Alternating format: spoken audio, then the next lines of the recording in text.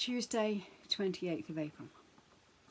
Can you guess the I am saying that we're going to think about today?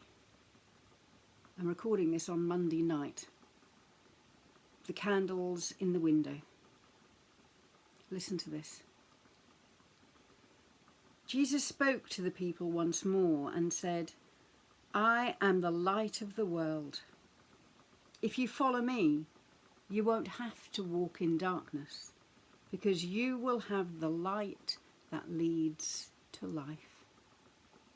I want to think about light today, and I want to think about it by looking at one of the symbols that has become prevalent in this time that we're living, the rainbow.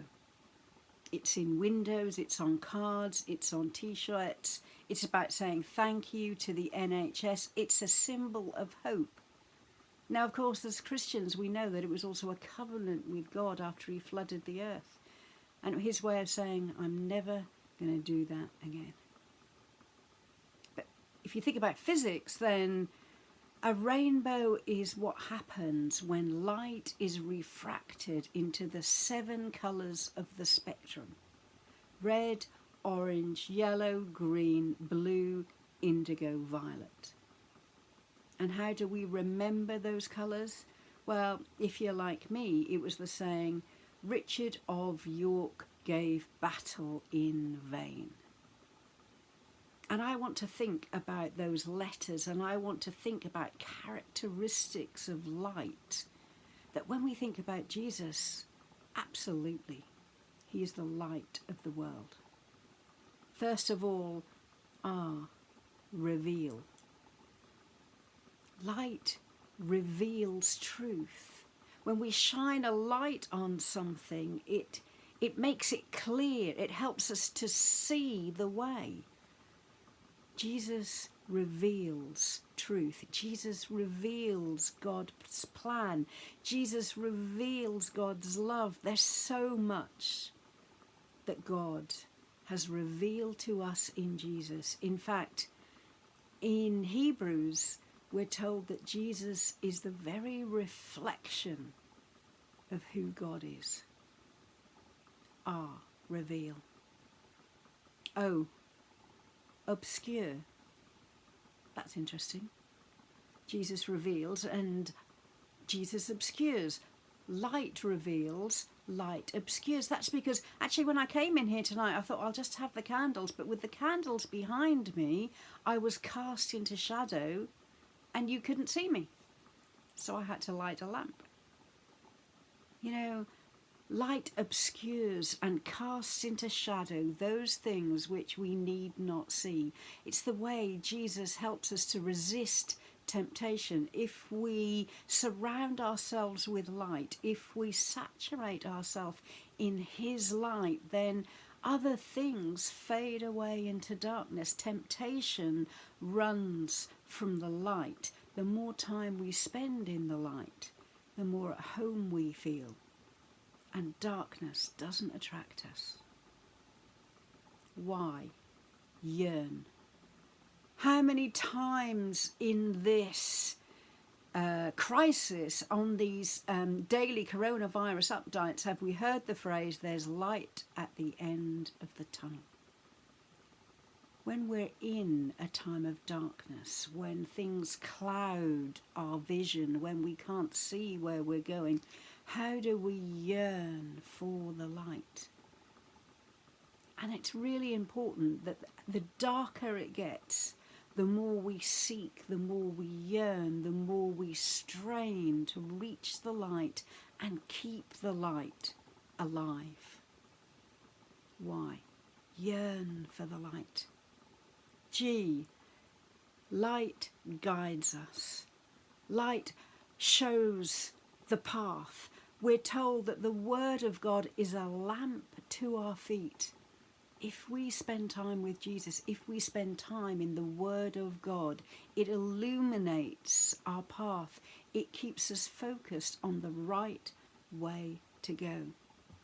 Jesus guides us through his life, through his teaching, through his word. Now listen carefully. I hope you can hear it. These are woodwick candles. It means they sound like a crackling fire. There's nothing quite like a real fire, and I wish I had one right now. Light burns.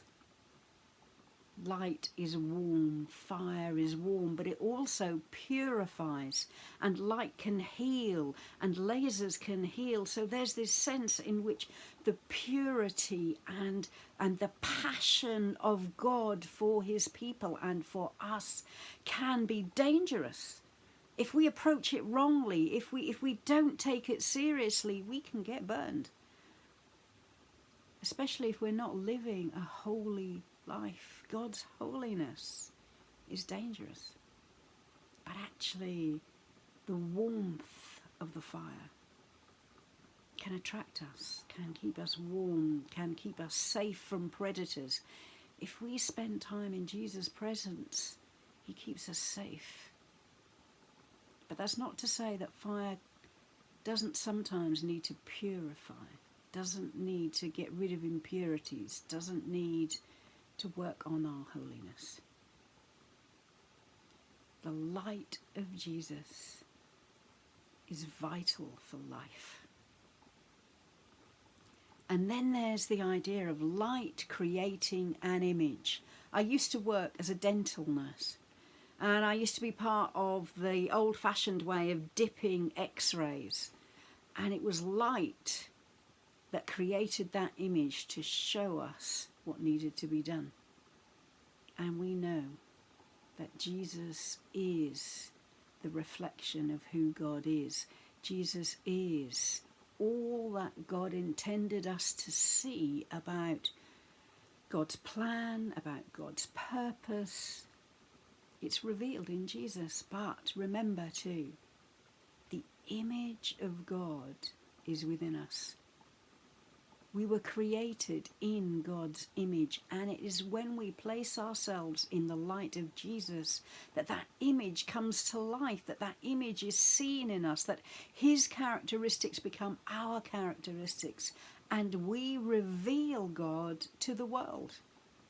For we are the image of God when we place our lives and our faith and our trust in Jesus.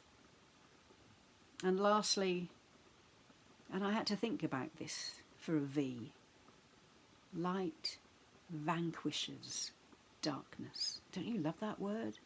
Light vanquishes darkness. Didn't somebody once say that there is no darkness so deep that the light of one match can't send it away? Okay. I know the physicists among you may be able to say that if you find a black hole, even light can't escape from that. But you know what? I reckon the light of Jesus could. And I reckon the light of Jesus would. After all, he created black holes. So my prayer for you today is that you will be surrounded by light. Revelation, obscurity, yearning, guidance, burning, image, vanquishing.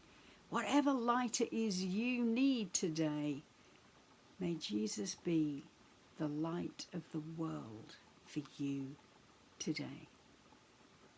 But remember too, we're called to be the light of the world for others.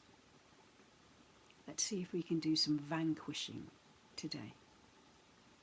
Okay, I'll see you tomorrow in a brighter light.